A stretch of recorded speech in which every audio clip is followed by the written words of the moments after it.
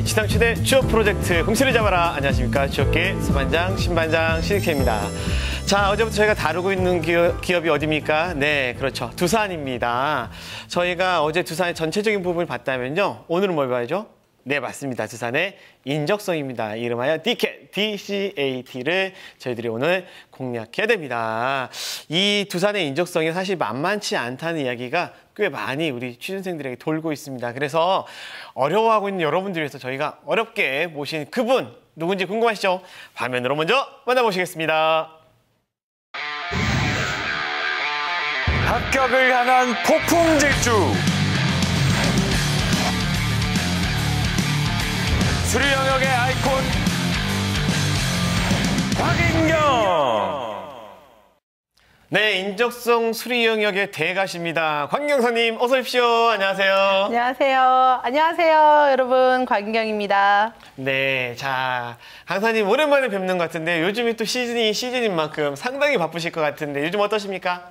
요즘에 인적성 시즌이기 때문에 제가 정신없이 강의를 다니고 있는데요.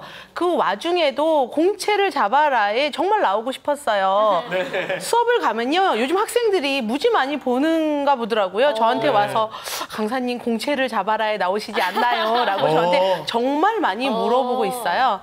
그래서 아마도 학생들도 이렇게 공채를 잡아라와 같이 수업을 같이 공부를 하지 않나 생각합니다. 예, 정말로 귀한 시간 내주셔서 정말 감사하고요. 그리고 우리 공채를 잡아라의 막내 형사입니다. 김수민 캐스터. 네, 충성 공채를 잡아라의 막내 형사 김수민입니다. 제가 요즘 두산의 야구 경기를 정말 재밌게 보고 있거든요. 근데 네. 제가 들은 바로는 우리 강사님이 두산의 정말 광팬이라고 들었어요. 팬이시라고요. 그러니까 또 아이 이름까지 두산의 향기가 물씬 난다고 하던데 진짜요? 맞나요? 네, 맞습니다. 저는요, 4번 타자 김현수의 엄마입니다. 이름이 또 실제로 야구 선수는 아니고요. 이름을 똑같이 김현수 선수를 따로 지었어요. 네. 대단하세요.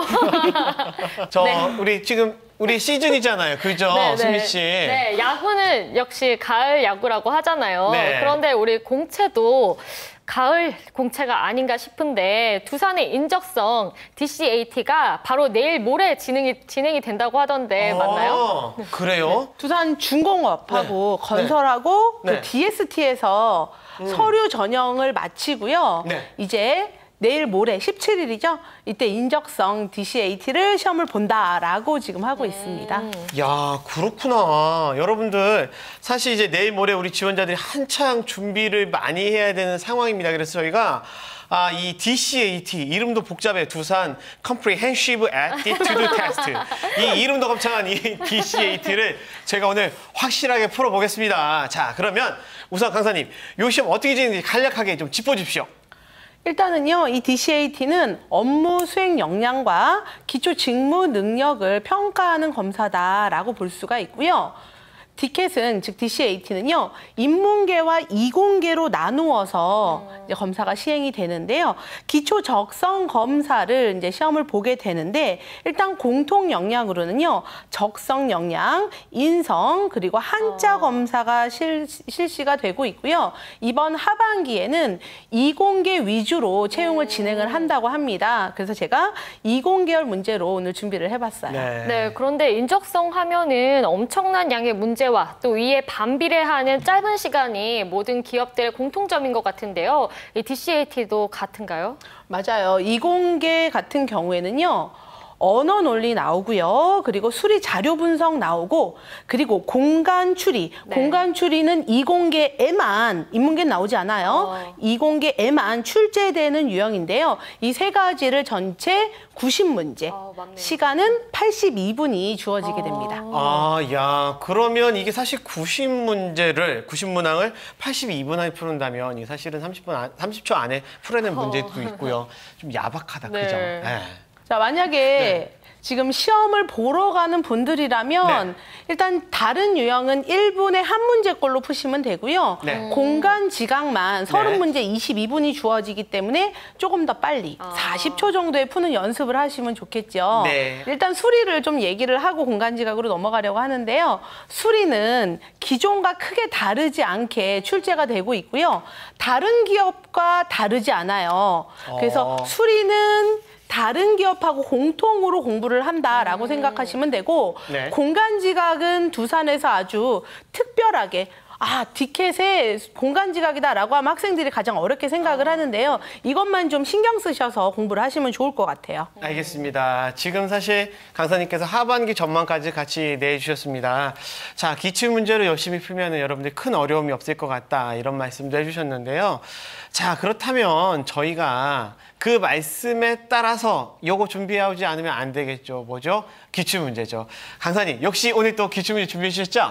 물론 제가 준비를 해왔습니다. 네. 자, 여러분한테 쉽게 이해를 할 수 있도록 열심히 알려드리도록 할게요. 자, 그러면 기대가 됩니다. 그러면 오늘 마음이 급합니다. 빨리 가도록 하겠습니다. DK 정보를 위한 수사 시작하도록 하겠습니다. 자, 수사 개시!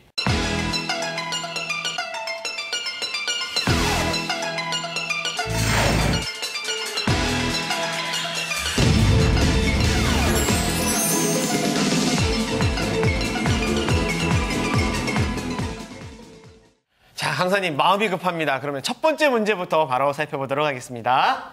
자, 여기 문제가 있는데요. 이 네. 문제는 두산 홈페이지에 나와 있는 샘플 문제입니다. 자, 이것을 네. 워밍업을 한번 보도록 할게요. 다음 그래프는 발전과 도시가스의 사용량을 나타낸 표이다. 단위는 1000톤으로 되어 있습니다. 자, 이렇게 표가 주어져 있고요. 네. 문제는 2020년 도시가스 수요량은 2010년에 비해 40% 증가할 것이라고 예상된다.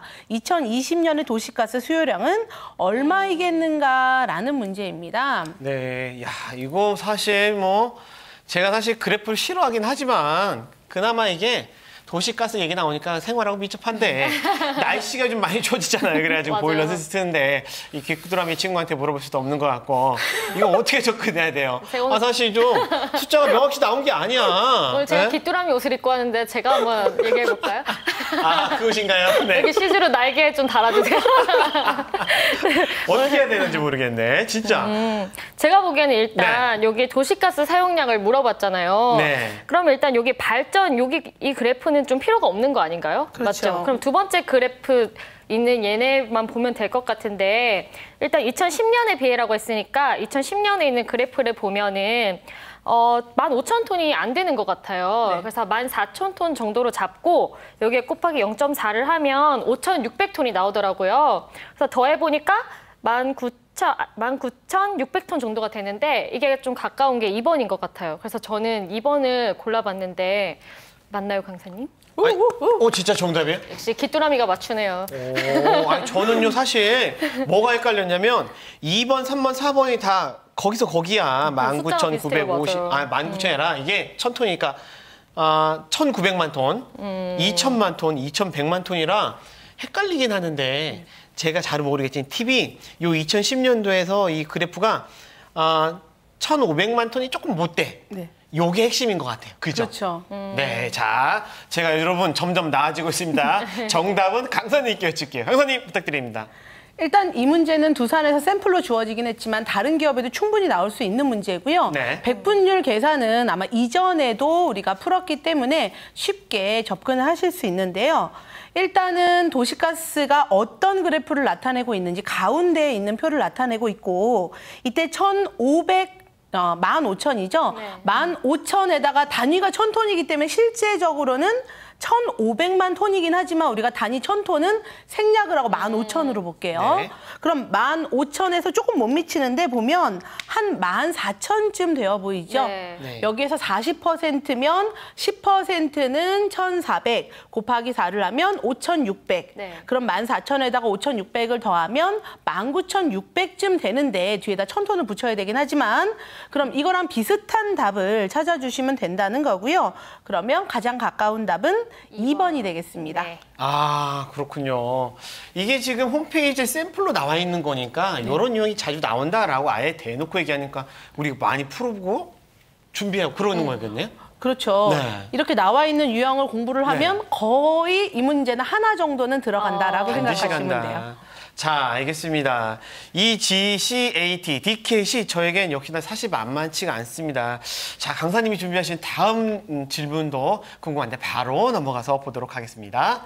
자, 두 번째 문제부터는요, 이공계에만 출제가 되고 있는 공간 추론 문제고요. 네. 일단 이거에 대해서 미리 좀 얘기를 하면요, 같은 유형이 30개가 나오고, 그러니까 지금 제가 여러 가지 유형을 말씀드리는데 이 중에 한 가지 유형이 30문제가 똑같이 나온다고 생각을 하시면 되고요. 네. 그리고 현대자동차 그룹도 마찬가지지만 연필을 사용할 수 없고 네. 문제 풀기 전에 샘플 문제를 주어주고 이거를 풀어봐라. 어떤 문제인지 이해를 해봐라 라는 유형이라는 걸 미리 알고 계시면 좋을 것 같아요. 알겠습니다. 풀겠습니다. 자, 문제를 보면 그림 보시면요. 다음 그림에서 좌측 원판은 시계 방향으로 180도 회전하고 우측 원판은 반시계 방향으로 270도 회전을 한 후에 화살표 방향에서 관통하여 점선을 바라보았을 때 투영되어 나타내는 모양으로 알맞은 것을 골라라 라는 네. 문제죠. 네. 오른쪽에 이 표가 있는 거는 사실 이 부분에 있는 1번에는 이런 삼각형이 있고 뭐 4번에는 하트 모양이 이렇게 그려져 있다. 그렇죠. 이렇게 예. 이해를 하면 되는 거죠? 네네. 예, 그럼 양쪽이 이렇게 서로 그 수레바퀴처럼 붙어 있는 거네요? 그렇죠. 양쪽에 있는 거를 이렇게 앞에 보이는 여러분이 그림으로 보시는 나온 거는 거죠. 이쪽 면하고 이쪽 면 붙어 있는 거다. 약간 아령처럼 생긴 네, 모양인가요? 무슨 그렇죠. 그렇죠. 엽기 같은 느낌 이렇게 약간 붙어 있는 그런 거랑 느낌이네. 이해를 하시고 풀어보면 될 것 같아요. 자, 근데 저는 보다가 눈이 돌아가는 줄 알았어요. 그거는 이해했는데 이게 돌리다 보니까 복잡하더라고요. 이런 거는 시험지에 약간 그려보면서 풀어야 될 것 같은데 이게 연필을 쓸 수 없다고 했잖아요. 네. 그럼 펜 같은 걸로라도 시험지에 그리면서 풀어도 되나요? 그러게. 그럼 절대로 안 되죠. 아, 진짜요? 네. 안 됐구나. 아, 그럼 진짜 머릿속으로 생각을 하면서 풀어야 된다는 건데 네. 저는 일단 풀어봤는데 네. 첫 번째 이 원판을 시계 방향으로 180도라고 했으니까 요 안에 숫자 칸이 2칸이 옮겨진다고 생각하니까 요 원래 1번이 있는 이 자리에 2번이 오게 되더라고요. 맞나요? 네, 맞아요. 네, 그리고 오른쪽 원판은 저 반시계 방향으로 3번 이렇게 돌리는 건데 그러면은 4번이 요 2번 자리에 원래 오게 되더라고요. 네. 이렇게 해서 모양을 대입해 보니까 저는 3번이 나왔어요. 맞을까요? 아유, 아쉽네요. 아쉬운 건가요? 수민 씨도 틀리네요? 네, 수민 씨도 사람이구나. 네. 아니, 진짜 이게 복잡해요. 이게 사실 돌리니까. 근데 어떻게 풀어야 돼요, 강사님? 정답 없나요, 이거? 어떤 일단 방법을 해야 돼? 두산이 좋아하는 유형을 좀 알고 계시면 좋을 것 같은데요. 아, 예. 이렇게 회전하는 문제를 두산에서는 많이 내고 있어요. 네. 전개도를 돌리는 문제. 그리고 정육면체에 물을 담아 놓은 다음에 135도 돌리고 전개도를 찾아라. 뭐 이런 문제도 네네. 나오고요. 이런 것처럼 원판을 돌리는 문제도 나오고 큐브를 돌리는 문제, 이렇게 돌리는 회전 문제를 좋아하는 게 두산 유형이고요. 네. 네. 자, 야, 여기에서 네네. 살펴보면은요. 이렇게 원판이 나오는 이런 문제에서는 그 자리에 무엇이 오는지 수민 씨처럼 이렇게 네. 풀어보는 게 먼저 가장 중요하겠죠. 네. 자, 근데 왜 한번 틀린 풀어볼까요? 네. 자, 볼게요. 일단은 좌측과 우측 따로따로 생각을 하셔야 돼요. 네. 좌측 원판에 수민 씨가 얘기한 것처럼 반시계 방향, 시계 방향이죠. 시계 방향으로 180도 돌리면 그런데 반시계 방향이나 시계 방향이나 180도 돌리는 건 똑같아요. 그렇죠. 어차피 그러면 똑같아요. 이가 오기는 오는데 어떻게 오느냐. 돌리면 이가 거꾸로 생겼다. 그렇죠. 이를 자 이렇게 해서 이렇게 돌린 180도 회전이다. 자, 여러분이 180도 회전에서 아셔야 되는 거는 좌우 대칭하고 상하 대칭을 하면 180도 회전과 똑같은 모양이 돼요.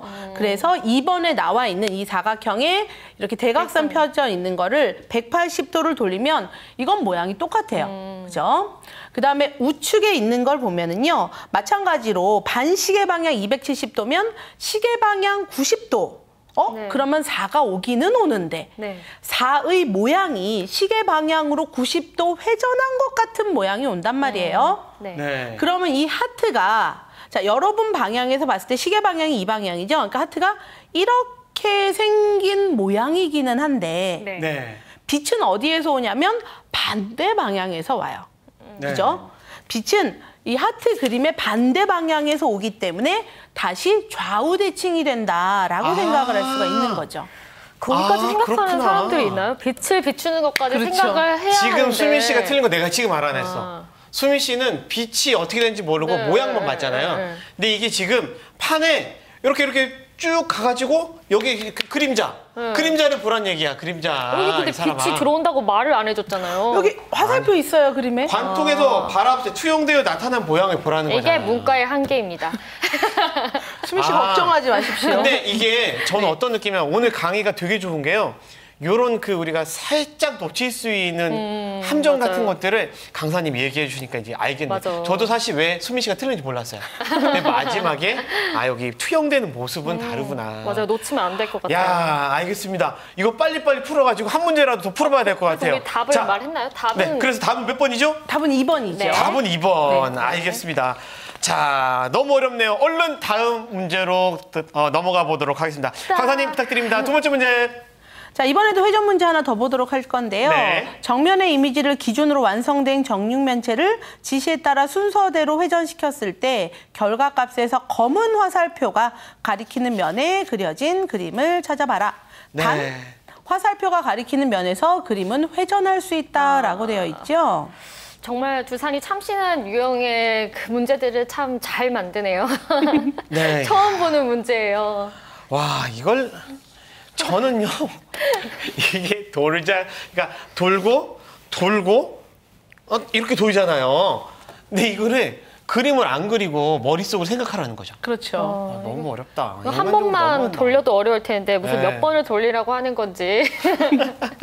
자, 그런데 이거 어떻게 풀어야 될지 정말 난감한데요. 강사님이 바로 좀 저에게 해답을 알려주시면 좋을 것 같아요. 부탁드립니다. 자, 연필을 사용할 수 없기 네. 때문에 손가락을 사용하셔야 되고 여러분 제 손가락을 좀 따라오시면 좋겠어요. 손가락에 지금 그림을 보면 이 검정색 삼각형이 아래 오도록 되어 있죠. 맨 처음에는. 맞아요. 자, 이게요. 오른쪽 방향, 180도 돌아가는 건 시계 방향이나 반시계 방향 크게 상관이 없어요. 이게 180도 뒤로 돌아와요. 오. 아, 그죠? 그럼 여러분이 뒤에. 보지 못하는 면에 이 삼각형, 검정색 삼각형이 아래를 향하도록 이렇게 돌아서 오는 거죠. 네네네. 자, 그 다음에 이거를 옆으로? 90도로 이렇게 돌아가면 이 뒤에 있던 애가 어떻게 되겠어요? 위로 슉 올라오죠. 네. 손가락이 어떻게 돼요? 이렇게 올라오면서 여러분이 보시기에 앞에가 아니라 뒷부분의 삼각형, 검정색 삼각형이 생기게 되고요. 또한 이 180도 크게 상관없다 그랬어요. 돌리면 위에 있던 애가 아래로 내려가요. 그럼 아래로 내려가면 마찬가지로 검정색 삼각형은 뒤에 있게 되고요. 네. 이것을 기준으로 했을 때 화살표 방향에 있는 거는 어떤 면이었냐? 3번과 같은 면이 나오는 거고요. 네. 두산의 특징은 이게 회전되었을 때 실제 모양을 물어보는 게 아니라 그냥 면에 회전된 거는 똑같은 면으로 보기 때문에 어떻게 생긴 게 나오느냐만 잘 찾아주시면 됩니다. 그나마 낫다. 예를 들면 이 그 삼각형인데 삼각형 모양이 어떠냐 이렇게 바뀌진 않고 그 여러 가지 6개 면 중에 어떤 면이냐라고 했으니 그나마 낫긴 나은데 어차피 어렵긴 어렵네요. 그죠? 그렇죠. 네. 그러니까 그래서, 학생들이 4번으로 하는 경우들이 많아요. 4번으로요. 오른쪽 왼쪽이 헷갈리기 때문에 아. 4번이 아니라 3번이 된다는 거를 꼭 기억을 하셔야겠죠. 알겠습니다. 저는요 갑자기 어떤 생각을 하게 되냐면 요거 CG를 만드시는 PD님이 갑자기 불쌍해져요. 이거 이해하기 쉽게 만들어야 되니까 여러분들은 CG 보셨죠? 네, 그렇게 잘 연습하시면 될 것 같은데 바로 가겠습니다. 혹시나 해서 여쭤보는데 또 하나 있습니까? 자, 이번에 준비한 네. 문제는요. 최근에 나왔던 기출 유형입니다. 자, 다음 각 문제의 보기의 도형은 왼쪽에서 오른쪽으로 지시에 따라 변화한다. 가운데 네모칸의 도형은 음영이 진하게 표시된 부분이 화살표 방향으로 표시된 각도만큼 회전한다. 네. 가장 오른쪽에 있는 도형에서 점선으로 표시된 부분을 따라 자를 때 단면의 모양을 골라봐라 라고 되어 있죠. 네. 이게 큐브인 거죠? 네. 큐브를 이렇게 돌리라고 하는 문제인 것 같은데 네네. 정말 새로운 문제네요. 그래도 이거는 약간 예전에 이렇게 큐브 맞췄던 걸 생각하면서 해보면은 풀 수 있을 것 같아요. 그러면 이게 지금 요 가운데만 움직이고 밑에만 움직이고 이런 뜻이었어요? 그렇죠. 나는 그것도 몰랐다. 일단 제가 진짜. 풀어본 거대로 한번 해볼까요, 네. 제가? 먼저 첫 번째 그려져 있는 이 큐브를 보고 하는 건데 큐브가 네. 이가 두 개가 빠져 있잖아요. 이쪽에 네. 하나 빠져 있고 이쪽에 하나 빠져 있고 네. 그래서 두 번 첫 번째로 이렇게 돌리라는 단계를 보면 얘네 둘이는 빠져있는 부분은 상관없이 가운데 부분만 이렇게 돌리라고 돼 있잖아요. 네네. 그러니까 얘는 돌리든 말든 딱히 상관이 없는 것 같아요. 그렇죠, 강사님? 오, 맞아요. 네, 그래서 이렇게 오. 돌렸고 그 다음으로 보니까 밑에 부분을 이렇게 90도 돌리라고 돼 있는데 그러면 얘는 밑에 있는 이 빠진 게 얘가 이렇게 돌잖아요. 맞아요. 그럼 이 빠진 게 여기 이 빠진 애 밑으로 이렇게 와요. 맞나요? 오, 맞아요. 네, 이렇게 오고 오. 그다음에 또 여기 세 번째로 이렇게 돌리라고 돼 있는데 얘도 또 이 빠진 얘네랑은 상관없는 위치에 있는 애예요. 네. 그래서 얘 돌려도 상관이 없고 그래서 이렇게 이 빠진 부분을 이렇게 잘라보면 여기 두 개가 이렇게 빠져 있으니까 1번인 것 같습니다. 아, 저는 뭐 수민 씨 절권도 하는 것 같은 느낌이긴 한데 지금 사실 제가 약간 헷갈렸던 건요. 저는 강사님. 네.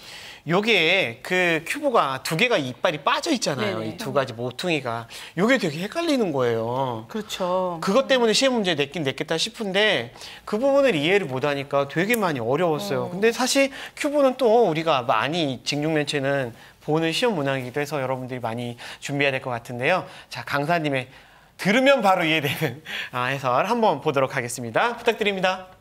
자, 오늘 저에게 풀이를 요청을 해주셨는데 수민 씨가 너무 친절하고 정확하게 네. 풀이를 해주셔서 와. 제가 이 유형에 대해서 조금만 더 얘기를 할게요. 네. 제가 오늘 방송을 준비를 하면서 준비했던 이 문제의 유형은요. 2014년 하반기 지난 시험에 마지막으로 나왔던 유형이거든요. 아. 근데 이 문제가 이제 똑같은 게 30개 나온다고 했잖아요. 이런 형태의 문제가 앞에 존재하고 뒤로 갈수록 어떤 형태가 나오냐면요. 이거는 이가 하나가 다 빠져 있는데 절반만 빠져 있는 경우도 있고요. 그리고 이렇게 대각선으로 빠져 있는 경우도 있고 이 빠진 곳이 두 개나 지금 두 개로 되어 있는데 네.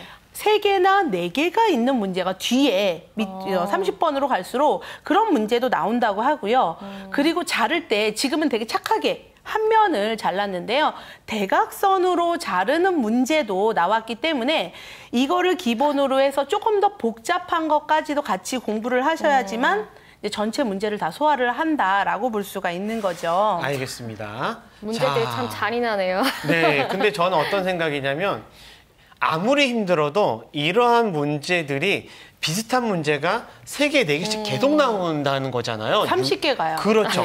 그렇다면 여러분 이게 무슨 얘기냐면 내가 이 유형의 문제를 완벽하게 내 거로 만들지 못하면 이 30문제에서 내가 반타작도 안 된다라는 거예요. 그럼 무조건 우리는 못 간다는 거잖아요. 어떤 일이 있어도 자주 나오는 문제의 유형은 내 거로 만들어야 되고 그 기본은 우리 강사님이 말씀하신 대로 기존에 나왔던 걸 많이 풀어봐야 된다. 풀어보는 것만큼 중요한 게 없다라고 제가 말씀드리고 싶습니다. 자, 그런데 제가 또 궁금한 게 여기서 공간지각 연필을 사용할 수 없다고 그랬잖아요. 네네. 그러면 아까 말씀하신 요 손을 가지고 운영하는 거가 있는데 그런 부분에 대해서 혹시 또 조금 좀 알려주실 거 있으시면 노하우를 조금만 알려주시면 어떨까 싶은데요.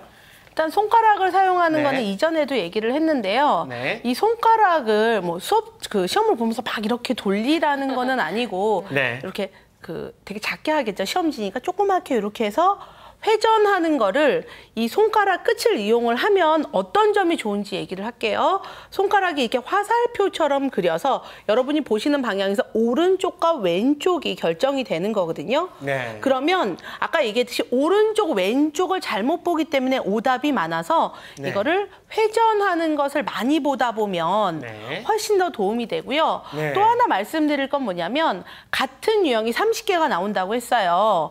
오늘 제가 말씀드린 3개의 유형이 최근에 나왔던 3개의 유형이에요.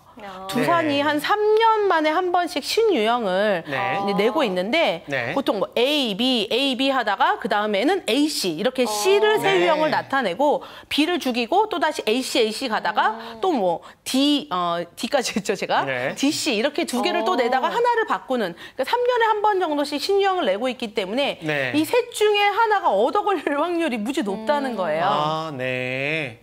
알겠습니다. 자, 우리 강사님께 되게 중요한 얘기 했습니다. 사실 문제 유형이 정도 반복되지만 한 2, 3년에 한 번씩 새로운 문제 유형들을 집어넣기 때문에 우리 입장으로는 A, B가 나올지 A, C가 나올지 B, C가 나올지 모르니 다 익숙하게 해줘야 된다라는 말씀으로 저희들이 이해를 하도록 하겠습니다. 자, 그리고 말씀드린 대로 기출문제는 풀고 또 풀어서 내 걸로 만든다라는 것 여러분들 확인하시기 바랍니다. 자, 강사님.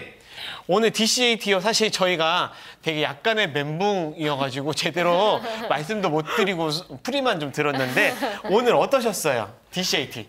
DCAT는 제가 이제 수업을 할 때 좀 특화된, 공간 지각이 좀 특화된 회사이기 때문에 제가 학생들을 좀 모아놓고 따로, 같은 강의에서 따로 뽑아서 수업을 하는 편인데요. 그래서 제 주위에 지금 DCAT를 내일 모레 보러 가는 친구들이 있습니다. 그래서 그 학생들에게 또 저랑 같이 공부를 하지 않지만 오늘 방송을 같이 하는 친구들에게 정말 화이팅 외쳐주고 싶고요. 거기에다가 제 사심을 좀 담아서 두산 베어스도 화이팅입니다.